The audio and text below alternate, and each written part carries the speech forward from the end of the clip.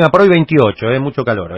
El gran gusto de saludar al presidente de la Coordinadora de las Industrias de Productos Alimenticios, la COPAL, vicepresidente de la Unión Industrial Argentina, así que imagínense una voz autorizadísima para hablar de todo lo que se viene. El doctor Daniel Funes de Rioja. Daniel, buen día. Jorge Chamorro saluda. ¿Cómo va? Buen día, Jorge. Un gusto en saludarlo. Igualmente, Daniel. Bueno, acá, voy al grano directamente porque hablé con Hugo Yasky hoy temprano. Ellos el jueves van a proponer la reunificación de todo el movimiento obrero. La CTA se va a unir a la CGT y están preparándose para lo que él llama la emergencia. Daniel, lo invito a escuchar. Son 15 segundos lo que él dice que la importancia que va a tener el acuerdo de precios y salarios. Me gustaría después escuchar su opinión. ¿Puede ser? ¿Cómo no? Escuchamos a Hugo Yasky. Yo creo que hay que tratar de pensar en un acuerdo en dos tiempos, uno para la urgencia y otro, por lo menos, para el mediano plazo. Uno tiene que ver, por supuesto, con tocar un piso y establecer una suerte de recuperación del poder adquisitivo en base no solamente a la recomposición del salario, sino también a un acuerdo que tenga que ver con el precio de los alimentos, de las tarifas y otros. Bueno, ahí está, él está diciendo una recomposición del salario y que después eso en la puja distributiva no sea licuado por especialmente el precio de los alimentos. Le estoy preguntando obviamente a ni más ni menos que al presidente de la COPAL, que es las industrias alimenticias. ¿Qué opina de esto que dijo Yasky, Daniel? Mire, a ver, un acuerdo de precios y salarios debe darse en un contexto de ordenamiento macroeconómico. Es decir, ¿cuál es el problema? Acá el problema es que hay una inflación que no es producto de los industriales, sino de los costos. Claro, y los costos tienen que ver no solamente con el costo tributario. La semana pasada hemos presentado un informe nuevamente de la presión tributaria sobre alimentos. Alimentos tienen prácticamente 38,5% hoy por ciento de impuestos, sin contar los que afectan a la exportación, y bebidas, el agua mineral incluida, tiene prácticamente el 50%. Entonces, cuando uno se encuentra con este cuadro, primer dato que tiene es impuestos. Segundo dato, claramente, son costos logísticos y otras cuestiones que también están influyendo, además de la tasa de interés, sobre el costo financiero o el acceso al crédito, o la posibilidad de que una pyme o una economía regional reconstruya capital de trabajo. El tercer aspecto tiene que ver, sin lugar a dudas, también con los costos laborales no salariales. Los impuestos al trabajo son altos y ahí hay también que revisar y mirar modelos de productividad, porque tenemos que ser competitivos nosotros para que evidentemente llegue al consumidor, que es nuestra aspiración. Y nosotros ya en 2015 habíamos presentado una propuesta de eliminación de IVA sobre alimentos básicos. ¿Por qué? Porque creemos que esto hubiera sido bueno hacerlo antes. ¿Para qué? Para que no caiga la producción al 50%, y estamos produciendo la mitad, con lo cual también hay costos fijos que están incidiendo de mayor medida, porque usted usa nada más que la mitad de la planta, la mitad de la maquinaria para producir. Ahora, todas estas cuestiones, aún en lo urgente, y coincido que tiene que haber dos visiones, una de corto y una de largo plazo, coincido con Yasky en eso, pero de cualquier manera lo que digo, en la de corto, uno no puede decir esto solamente pasa por aumentar los salarios y fijar los precios, porque no es real, porque la energía varía, porque toda la cadena de costos, sino lo que hacen es deprimir la industria hasta llevarla a no producir, y otra vez entonces entramos en el círculo vicioso. Creo que hay que ir a ese círculo virtuoso donde el consumo también sea un factor importante, consumo y exportación, porque la industria de alimentos es la que, piense usted, en el año 2011 llegamos a exportar 30.000 millones de dólares en alimentos industrializados. Ahora casi como el sector agrario. Así es. Hoy se está exportando 25 o 26.000 millones. ¿Y usted sabe cuánto importamos?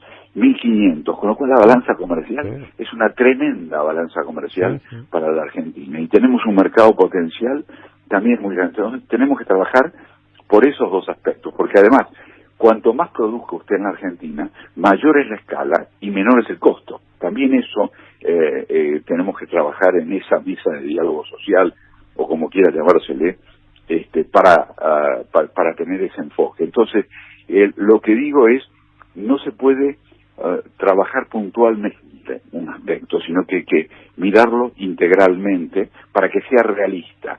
Si no, ha habido otras experiencias en la historia, la hemos recordado siempre, la de Helvar y Bronner, del lado empresarial, gubernamental y empresarial, que terminó después en algo no deseado, que cuando uno hace una presión sobre costos, pero es artificial, no resuelve el problema de las causas están en el equilibrio fiscal, están en los superávit gemelos, de los que tanto se ha hablado durante años, el superávit fiscal y el superávit comercial externo. Esas son las grandes llaves, me parece, para que podamos trabajar también para la estabilidad interna y con ello para que los trabajadores tengan poder adquisitivo. Bien, entonces, doctor, ¿usted está de acuerdo con que haya una recomposición del salario, que esto no se traslade a precios siempre y cuando se den, como usted explicó, estas condiciones? ¿En eso está de acuerdo? Sí, exactamente.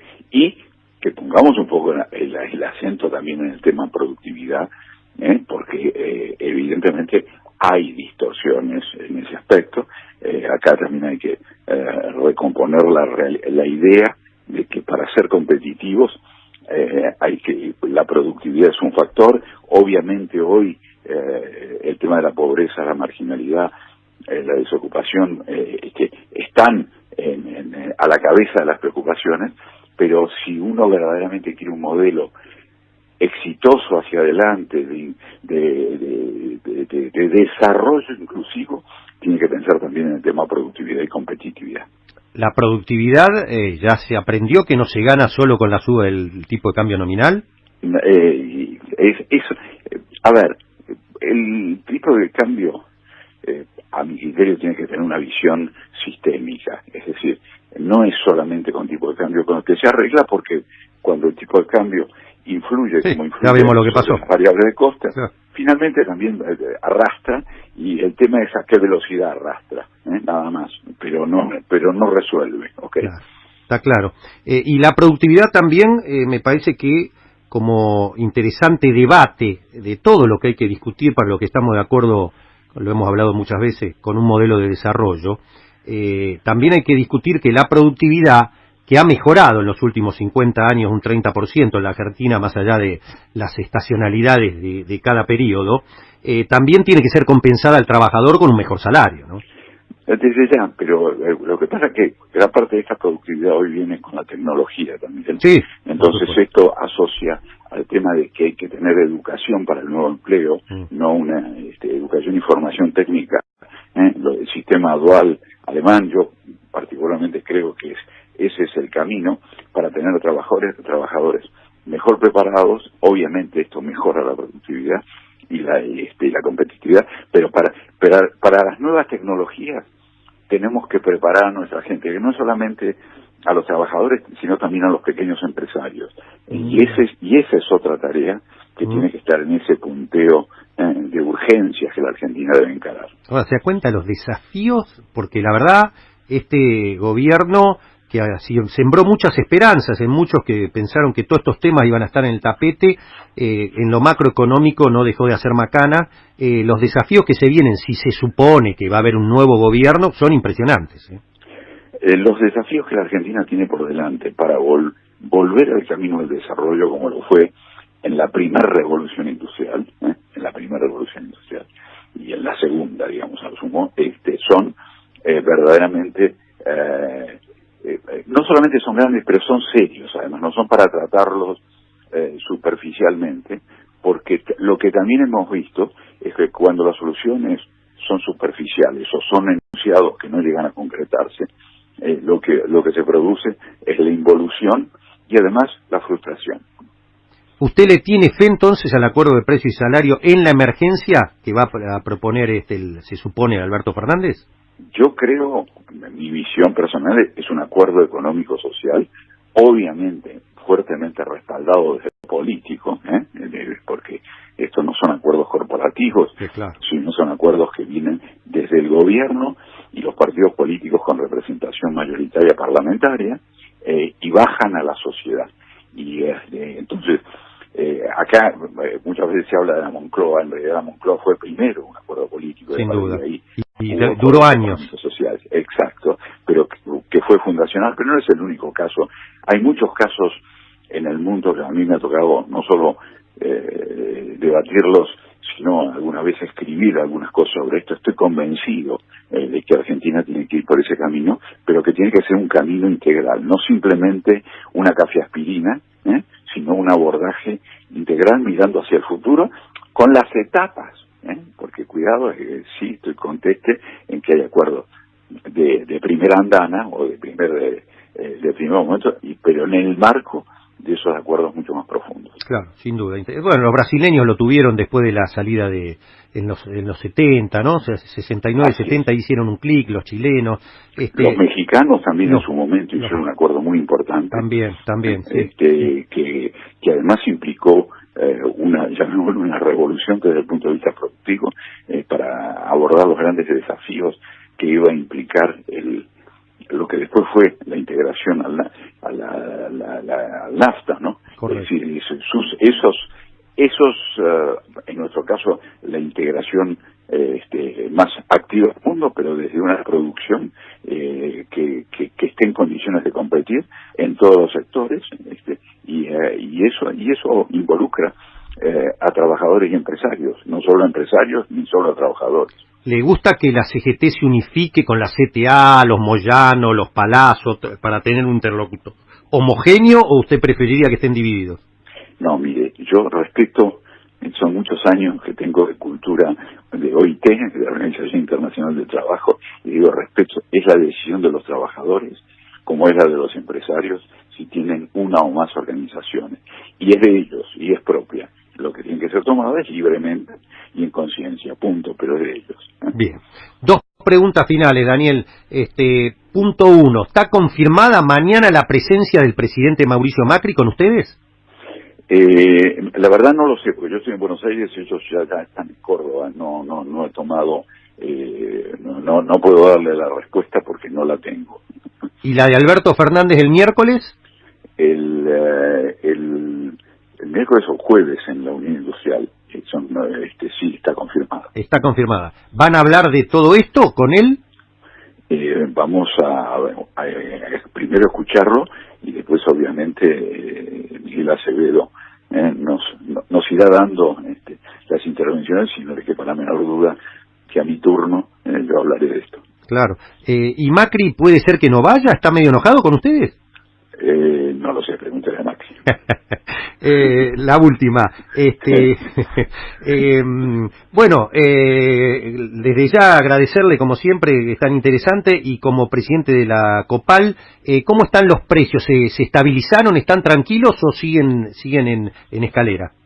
No, mire, a ver, ninguna de estas grandes devaluaciones, si mira la del año pasado lo mismo, se trasladaron a precios en un solo momento, porque el mercado, más allá de los costos, aún quedando muy complicados en costos, el mercado no lo tolera, ni ningún mercado, ni el medio, ni el bajo, ni el medio alto. Entonces, se ha ido graduando, y obviamente eso articulando también con cuestiones relativas a las cadenas de comercialización, porque acá no solamente es el precio de fábrica, sino el precio de comercialización, y usted ve que son las bocas de comercialización las que manejan los descuentos y determinado tipo de promociones.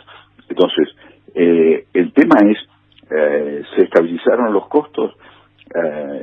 Este es el punto, porque los precios hoy son la resultante del traslado de lo posible de los costos menos el fuerte impacto de escala, al estar en Sí. 50% Sí, de utilización de la capacidad pero instalada. los precios mayoristas cerraron 11 y pico por ciento el mes pasado. Sí, y bueno, ¿y cuánto fue la devaluación? Es decir, la verdad, digo, estamos hablando de cifras astronómicas, pero multiplique eso por el índice de devaluación. Cuando usted tiene costos, por ejemplo, hay productos como los que están totalmente ligados a los commodities, y esos commodities claro. tienen precios internacionales, o el café o el cacao, que tienen precio internacional porque no producimos acá, O el digo, por dar packaging, algunos, el packaging, hay ¿no? otros que El tienen tetra. incidencia distinta. Claro, el tetra también, ¿no? El packaging. Exacto.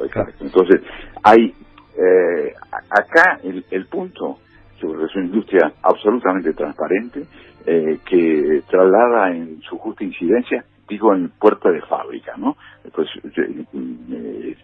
la comercialización depende de los puntos de venta, etcétera.